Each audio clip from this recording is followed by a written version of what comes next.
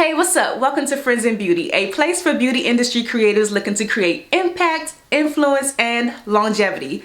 I'm your best friend in beauty, Aquia Robinson, and in today's video, I want to share with you 10 do's and don'ts when it comes to assisting. So if you are a friend in beauty and you've been wanting to go about assisting other friends in beauty, other makeup artists, photographers, hairstylists, etc., and you're a little bit nervous, you're not quite sure what's expected of you, what to do and what not to do, then keep on watching because I'm about to give you some really good insight.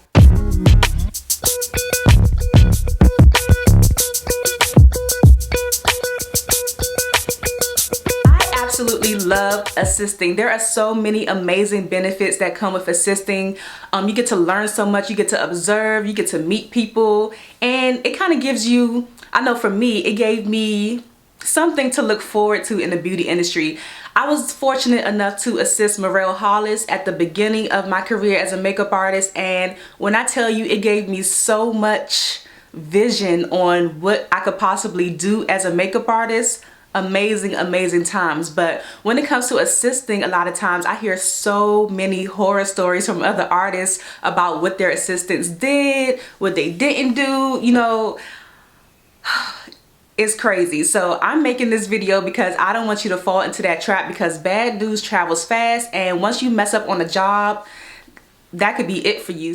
So let's go ahead and jump into these 10 do's and don'ts when it comes to assisting. So let's start with the do's. Let's start with the good things. So the first thing that you want to do, which is very important to me as well as other artists and friends in beauty, is you want to arrive early, not on time. You want to arrive early. It just looks good, and also you just never know what can happen on your way to location when you're going to assist somebody. So always try your best to arrive early. I always try to arrive before the person that I'm assisting, because you just never know. I know the makeup artists that I have assisted in the past, they carry a lot of things with them. So if you're there early, you're able to, you know, help them with their bags, help them set up and everything like that, and it just looks good.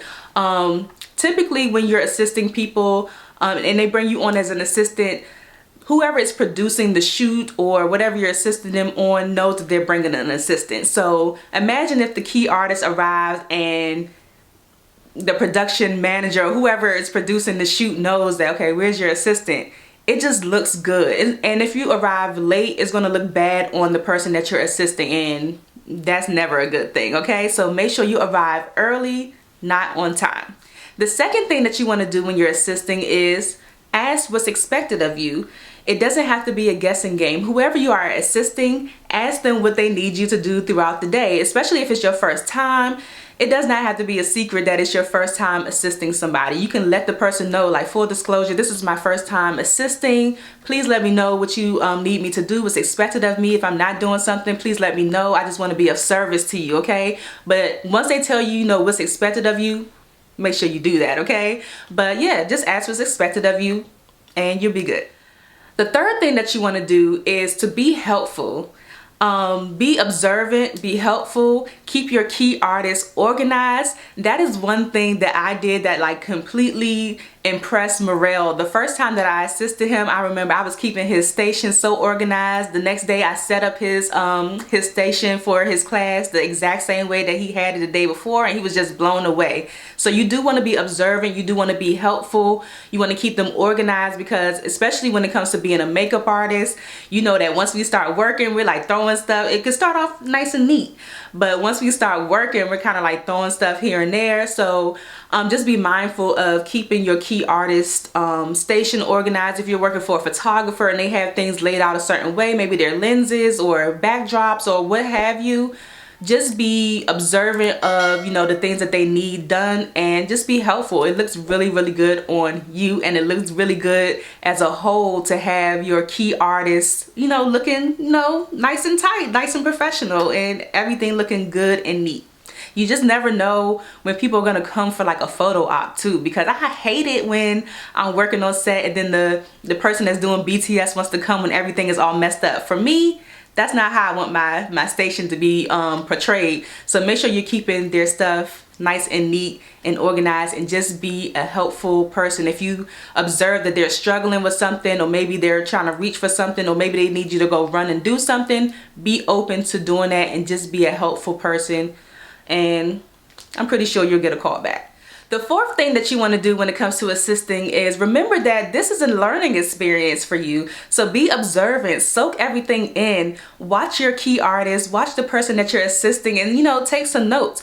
Also, what I like to do is to be mindful of the person that you're assisting. Be mindful of the things that they like and the things that they don't like. So for example, when I used to assist Merrell, I know that he likes double mint gum, and I also know that he likes Red Bull. So any additional time after that I would assist him, I would just stop to the store beforehand, grab some gum, grab him a Red Bull, and show up and surprise him with it on set. So be mindful, be observant of the things that they like and dislike, and also remember that you're there to learn as well. So observe, soak it in, and walk away with some new skills. The fifth thing that you do want to do when it comes to assisting is to make a good impression, of course, right? So it is okay to, converse with people on set when it's time. So if you're like during a full day of assisting, for example, it's okay to mingle with the other assistants that may be there. It's okay to, introduce yourself to, the other key people who are there, but I would say don't intermingle too much. So if there is another, say you're on a team of all the glam, this is for example, so you're assisting the hairstylist, for example, you don't want to necessarily, like when you sit down for lunch, sit down with all of the heads, like the other key hairstylist, the other key makeup artist, like the key nail tech.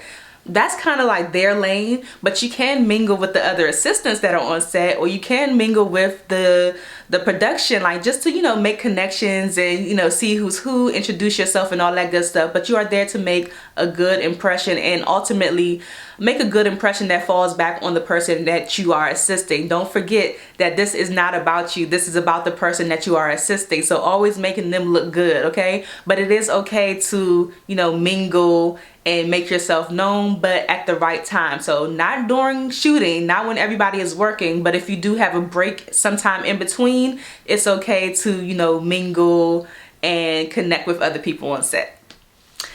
Alright, so let's go ahead and jump into the things that you do not want to do when it comes to assisting. So number one, do not outshine the key artists that you are there to assist. A lot of people make the mistake, and I can't say this enough, a lot of people make the mistake of thinking that it's about them. And I know some of us friends in beauty, we have very, vibrant personalities. We just can't help ourselves. You want to rein it in a little bit if that is you. Don't be too talkative. It's distracting. It kind of makes it look like you're not there to work, that you're not taking these things seriously. You are not there to outshine the person that you are assisting. Like I keep saying, you are there as support. So sometimes I've heard horror stories so many times of, assistants coming on set and they're kind of carrying themselves as like they're the person in charge, and it just looks bad on the person that you are assisting. And if you make the person that you are assisting look bad, I can guarantee you that you will never get a call back ever again. And I've heard so many horror stories from other artists. I swear that it's just ridiculous how some people act on set. So you don't want to be that person, because bad news travels fast, honey, okay? And before you know it, nobody will want you to assist them at all.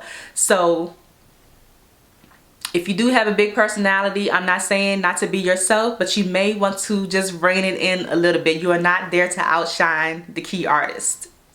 The second thing that you don't want to do, that a lot of people don't realize that key artists do not like this kind of behavior, is you do not want to exchange information with people on set without getting permission from the key artist. A lot of times when people are asking for your information, it's because they want to connect with you in the future.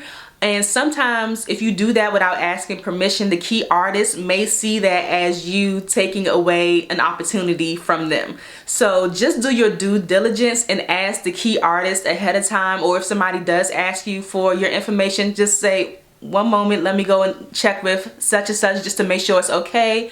And if it is, you go back and you exchange information. But I've heard stories before of other artists kind of doing this sneakily, like sneaking and doing this behind the key artist's back, like networking and exchanging information in hopes of, you know, getting future opportunities without the key artist.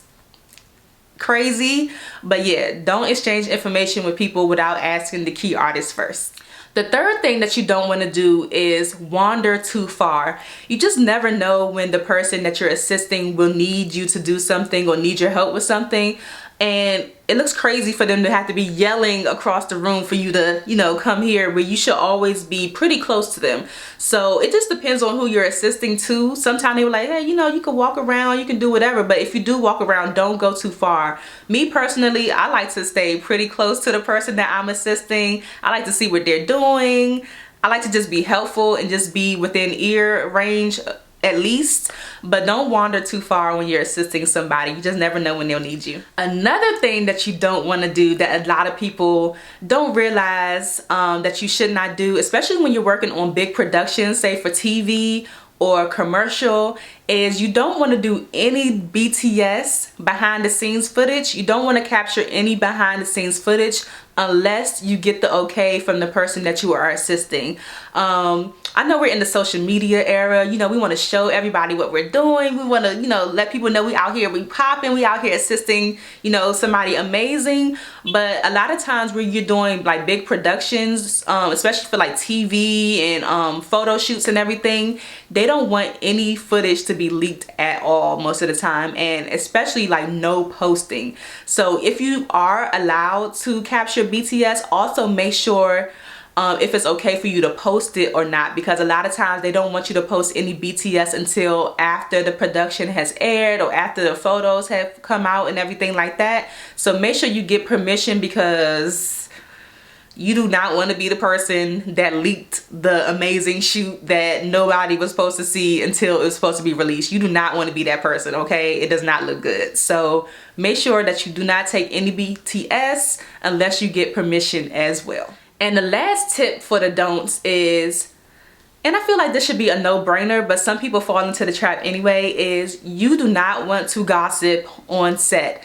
The beauty industry, it seems very big, but it's not. It really isn't. So it does not matter if your key artist is gossiping and talking about somebody, or you hear other people gossiping and talk. Don't weigh in on that. Do not weigh in and give your opinion, because sometimes it could be a test just to see how messy you are, okay? And you don't want to fall into that trap, because don't nobody want anybody around who's out here spreading rumors, being messy, gossiping, and all that good stuff. So if you hear somebody else gossiping, that is not an invitation for you to join in, even if you do know the tea, okay? Keep that tea to yourself, buddy, okay? You do not want to be that person, because it makes people feel uncomfortable. It makes them feel like they can't express themselves around you, or, you know, share information around you or with you. And if your key artist does express frustration with somebody or dislike about something that's going on set, do not repeat it to anybody out. Do not repeat it at all, okay? So stay away from the gossip.